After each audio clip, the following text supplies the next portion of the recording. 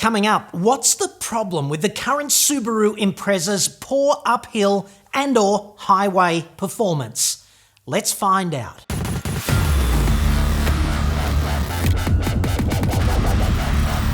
I'm John Cadogan from AutoExpert.com.au, the place where Aussie new car buyers save thousands off their next new cars. Hit me up on the website for that. You briefly, fairly glanced through the engine performance in your review. Frowny face. Many reviewers commented a lack of power on highway or going uphill. That's the part I was looking forward to. You mentioned to test drive Kia Cerato, Hyundai i30 and Mazda 3 as well. How come you didn't mention Corolla? Corolla is the hottest selling car in Australia. That's a great question, Bernie, and I hear that a lot. As for Corolla and why I don't recommend it, it might be the best seller, but if you take out the sales to the rental fleets and the other boring fleet sales and the sales to the blue rinse set who are on their 12th Corolla and they just drive them down the street once a week for a perm and a PIMS. And loving it. For the rest of us, of course, Corolla is the automotive equivalent of a benzodiazepine thick shake. The McBenzo, for a limited time only, except at the Mickey D's in Parliament House, Canberra, where they've always been free for cabinet ministers. And I think you'll agree that explains a lot. As for performance, there are two operant factors. Number one, can you trust those reviews? And two, what do the numbers actually say? What are the objective facts about Impreza performance? It's kind of interesting because the internet has completely changed the nature of research. Things were different when I was a kid at university, sonny, of course. Studying engineering, 66 million years ago, shortly after that ginormous asteroid hit the Earth in the Gulf of Mexico and killed all the dinosaurs with a force of 10 billion Hiroshima A-bombs. They're all true facts, by the way. I still remember that day. It was very interesting. We got the day off school, so there's that. And of course, a quick shout out to all you spasticated Ken Ham following creationist nutbag fucktards everywhere who believe the world is only 6,000 years old. What's science ever done for you? Anyway, research. In the olden days, the challenge was procuring the data. We had these places, libraries they were called, if memory serves. It was a chore and a half to post information in a library, right? But you could be pretty sure that by the time that information got there, it was accurate because the author had to jump through so many hoops just to get it there. Today, though, not so much. Even a creationist can inflict his bullshit views upon the receptive and retarded these days. So the challenge for me when I had hair was finding the data, whereas the challenge today is eliminating the bullshit. We're drowning in data, right? But we definitely need an uprated filtration system in the modern world because there's just so much uninformed bullshit to wade through between you and the facts. Unfortunately, your average car reviewer is a net creator of bullshit. Like, technically incompetent against any objective standard, embarrassingly so. Let's do a thought experiment in which you are a car reviewer driving an Impreza and you say to yourself, seems a bit sluggish on the highway and uphill. It is, of course, quite okay to think that, but is that the end of the issue or the start of it, right? For most car reviewers, it's the end. However, if you don't want to be a dipshit about it, I'd suggest it should be the start, as in time to investigate, because physics does not lie. It can support or refute your impression. It takes kilowatts and newton meters to move kilos of metal against its own inertia and against gravity. And the relationship between those things is so simple that even a benzodiazepined-out politician could almost understand it. So, is there any evidence beyond your finely calibrated dynamometer of a car reviewing arse that supports your perception of this alleged Impreza sluggishness? And just how bad is this alleged performance deficit, quantifiably? Impreza has a 2-litre engine with peak outputs of 115 kilowatts at 6,000 revs and 196 newton metres at 4,000 revs. This is line ball with Mazda's 2-litre engine. There's less than 1% in it on peak power. It goes Impreza's way there. And there's 2% in it in torque, Mazda's way. Hyundai's i30 2-litre, it makes 4% more peak power, but at slightly higher revs, and 4% more peak torque, but at a lot more revs. In fact, the Subaru 2-litre boxer engine is absolutely up there with all other current Atmo 2-litre direct injection engines.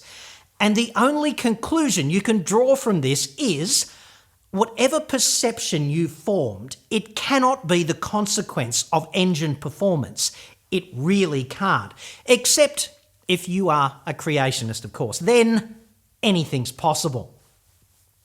But the Subaru does have all-wheel drive, and that obviously requires a transfer case-centred diff to get the drive to the rear, plus a rear prop shaft, a rear diff, and drive shafts. And they've got to weigh a fair bit in total, so maybe it's that, the extra weight. When you look at the power to weight ratios of these vehicles, which is something a lazy-ass car reviewer would never do because it would mean interpreting actual numbers, very scary, you see that the Subaru is at a slight disadvantage because of that additional mass. A 2-litre i30 is about 5% ahead of an Impreza on power to weight, and the Mazda 3 is about 10% ahead. So there's that. It's a small but real deficit. But I have to say, if you think you can drive an Impreza or any other car and reliably make assertions about its performance from the database in your arse of competing cars that you might not have driven for weeks to months, it's time to saddle up that T-Rex and plough the field, because the rains are coming, and when that happens, you're going to have to build an ark. So I put it to you that this criticism of Impreza's performance is mainly a kind of cognitive dissonance on behalf of the reviewer. Impreza has a CVT, a continuously variable transmission. CVTs don't sound or feel like conventional transmissions. When you ask a CVT to perform on the highway, it holds the engine at the optimal revs for that performance, somewhere between peak power and peak torque, most probably, which would be north of 4,000 RPM in the Impreza. The engine remains at those optimal revs and the gearing changes as the speed increases. This is the exact opposite of all other transmissions. Revs increase as speed increases in all other transmissions, so the engine gets louder. We make the following mental bookmark, therefore. Louder, higher pitched revs equals shit happens. And the reverse, no change in noise, equals shit not happening. And I'd suggest that this completely subjective determination is responsible for 90% of the criticisms of Impreza's highway and uphill performance. It's that plus confirmation bias. If you start reviewing a car on the foundational belief that CVTs are crap, you have to upend that belief system if you discover that Impreza is actually a pretty good car. And for most people, upending a belief system is kind of a big deal. We tend to hang on to our beliefs even if the facts do not support them. I am not apologising for Subaru here. The absolute performance against a stopwatch is likely to be 5 to 10% slower than an i30 or a Mazda 3. You'll get more grip in the wet in the Subaru, in ice and snow, on unsealed roads as a result of that all-wheel drive. And this is a direct benefit traded off against the additional mass of those drivetrain components. Plus, you have to bear in mind that this is the maximum possible performance. If you don't drive at those high revs with the throttle hard against the firewall, then you're really not exploiting maximum performance. And in that case, they're all going to do exactly the same job. The other thing Subaru does not do, because of its obsession with modularity and simplifying the logistic complexity of model ranges, right, is it declines to offer you a more powerful drivetrain in the higher spec model grades of Impreza. And perhaps the view internally on that is, we've got the WRX and the Levorg if you want that, which I guess is fair enough. However, on my world, it'd be nice to see the 2.5 litre Atmo engine or the 1.6 turbo from Levorg in the premium grades of Impreza, because that would, in my view at least, represent more of a level playing field against the likes of Mazda 3 SP25 and i30 SR. This would be a step into the middle ground between Impreza as it currently stands and WRX, which I think you'd agree is firmly in the performance enthusiast domain. The criticisms of Impreza's performance you read in reviews are mostly, overwhelmingly, bullshit. For drivers who want a car that's capable and delivers more than adequate but less than gobsmacking performance, then Impreza is a great car.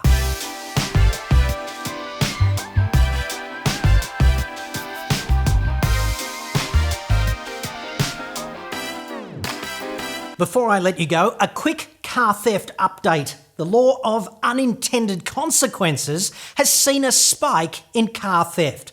Proximity keys, the new kind of key which remains in your pocket and allows you to press a button to lock or unlock the doors and to start the engine, are the new black in the domain of car theft.